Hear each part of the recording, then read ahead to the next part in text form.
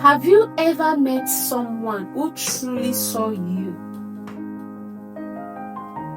Not just your smile, your charm, or your strength, but the you behind the armor. And yet, instead of leaning in, you pulled away. They said all the right things, they stayed when others ran, and still your chest tightened. You couldn't breathe because deep down, something whispered, "Don't get too close. You will only get hurt." If that sounds familiar, you are not afraid of love, you are afraid of being seen. And that fear, that invisible wall you keep hitting, comes from what I call the hidden wound. This is the wound you rarely talk about, the one that makes you flinch when someone genuinely cares, the one that says, "I want love, but I don't trust it." It is the wound that formed when love once hurt you. Maybe in childhood, maybe in that one relationship that left you shattered, maybe in the quiet neglect of someone who was supposed to protect you but didn't. And so now, when love shows up, your brain doesn't celebrate, it panics.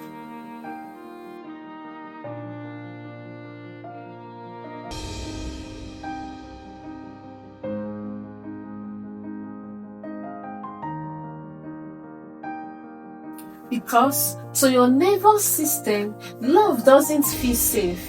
It feels like danger, weary perfume. Let's talk about the psychology behind this. When you were younger, your brain began forming what psychologists call attachment patterns. The emotional blueprint of how you connect, love, and feel safe even with others. If you experience constant care, your brain learns, "I am worthy of love, I can trust closely." But if love came with confusion, affection mixed with criticism, presence mixed with abandonment, your brain learns something else. Love is unpredictable, closeness hurts, I need to protect myself. And so you build walls disguised as independence. You learn to smile when staying guided. You convince yourself that needing someone is weakness, when in truth, it is the most human thing in the world. I once had a client, let's call him today. He told me every time someone goes too close, I find a reason to leave. I tell myself they are not my type, or I am too busy, but I know I am lying. I am scared they will see how broken I really am. That is the hidden wound talking. It is not rejection that hurts most. It is being seen before you feel ready. When love stares directly into your unhealed parts, the shame, the scars, the fear of not being enough, it activates a primal defense system that screams, run before they find out you are unlovable. Let's pause here. If you've ever pushed someone away who only wanted to love you, don't shame yourself for it. Your mind wasn't trying to ruin something good. It was trying to protect you from reliving old wound. That is what trauma does. It confuses safety with threat and love with loss. So when someone offers genuine affection, your brain will cause every time love ended in betrayal or neglect. It whispers, "This will end the same way." And you subconsciously sabotage it through withdrawal, arguments, emotional distance, or choosing unavailable partners. Because in a twisted way, that feels safer. But here is the truth. Your hidden wound is not a curse. It is an invitation. It is your heart's way of saying, before you let someone in, come home to yourself first. Because healing this wound isn't about finding someone who loves you harder. It is about finding the courage to love yourself honestly. So let's talk about what this fear of being loved too deeply actually looks like in a daily life. It looks like laughing off compliments because they make you uncomfortable, feeling uneasy when someone patronizes you, wanting intimacy but avoiding vulnerability, choosing emotional distance partners because they confirm your belief that love is always uncertain, or being the caretaker in every relationship so you never have to receive love, only give it. Because receiving love means surrendering control, and for someone who is being hurt before, control feels like safety. A woman once told me, I don't know how to just be loved, I only know how to earn it. That line has stayed with me for years because so many of us were raised to believe love is conditional, that we have to deserve it by being useful, perfect, or strong. So when someone says, you don't have to prove anything, just be, our nervous system doesn't relax, it trembles. Because unconditional love feels foreign, almost suspicious. Let me say this clearly. The fear of being loved too deeply is not a fear of love itself.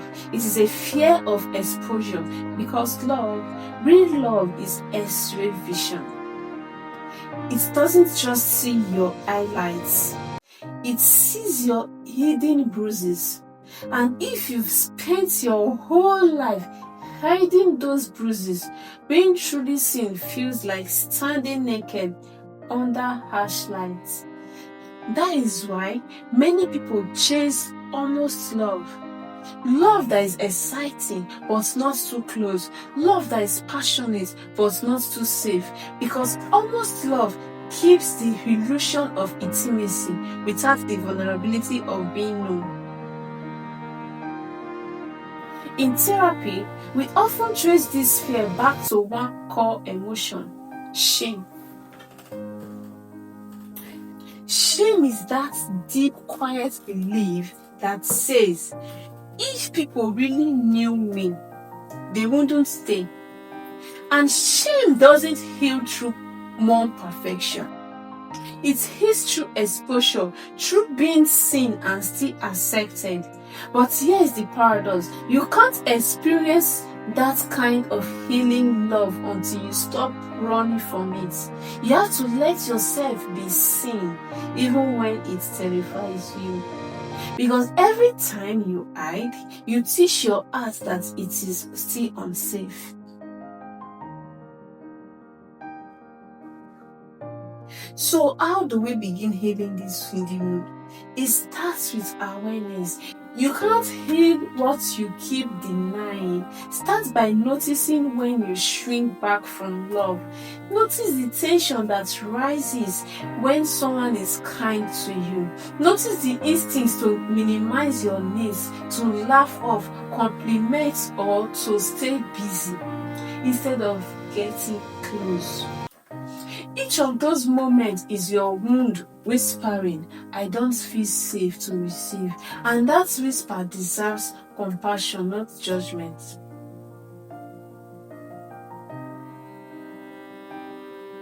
Step 2 is reparenting yourself. What does it mean?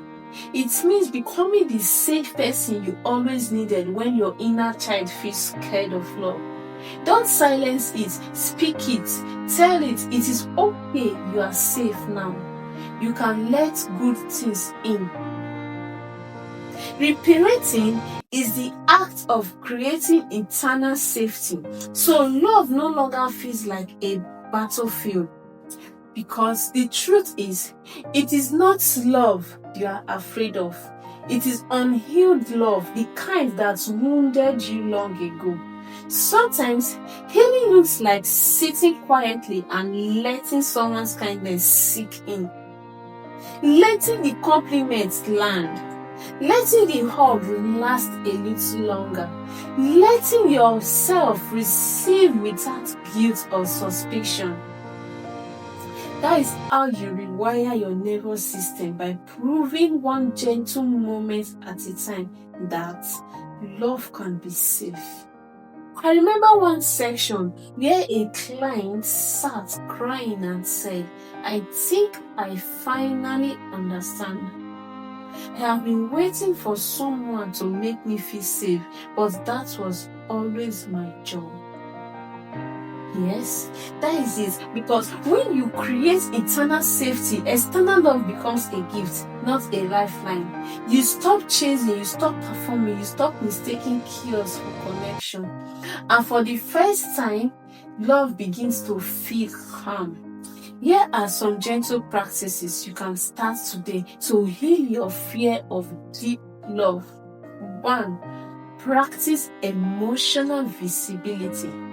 Start sharing small truths with people you trust. Not everything, just something real. Let your heart test the waters of safety. 2.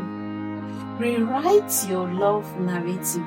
Remind yourself being loved doesn't mean being trapped. Vulnerability is not weakness. Repeat it until your nervous system starts to believe it. 3. Sit with discomfort instead of fleeing it. When love feels too much, pause, breathe. Ask yourself, what am I afraid will happen if I receive this? Most times, the answer will surprise you. 4. Receive without reciprocating immediately. If someone compliments you, just say thank you. Don't rush to deflect or downplay it. Practice receiving. 5. Seek therapy or safe community. Healing from relational wounds is rarely a solo journey. You need spaces where being seen doesn't feel dangerous. It feels nourishing. Because here is the irony. The very thing you fear, being deeply loved, is also the thing that can heal you most. But healing love can only reach the parts of you that are willing to stay. So stop running. Stop pretending you are fine, carrying it all alone. Let love find you and stay long enough to see that it doesn't always leave. Your healing wound may always leave a scar, but scars don't mean you are broken. They mean you have healed before and you can heal again. Love is not here to destroy you. It is here to mirror you, to show you where you still need softness, to remind you that being seen doesn't have to equal being hurt. You don't have to flinch anymore. You can unclench, you can exhale. Love that is meant for you won't demand that you disappear. It will invite you to reappear.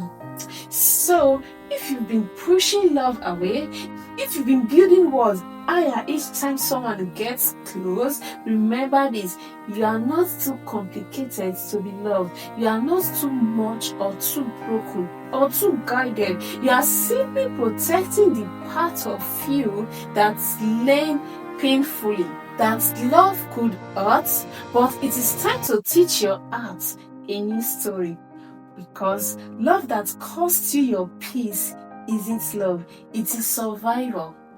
And love that awakens your peace is healing. Let that kind in, slowly, gently, one safe breath at a time. You spent years mastering the act of protecting yourself. Now it is time to master the act of receiving. Let yourself be loved, not because you have earned it, but because you exist, and that by itself is enough. If this message touched something in you, pause for a moment, breathe. Maybe send it to someone who needs to hear it. And if you are ready to keep healing, subscribe to Inner Compass, because here we don't just talk about emotions, we untangle them until you find your way back home to yourself.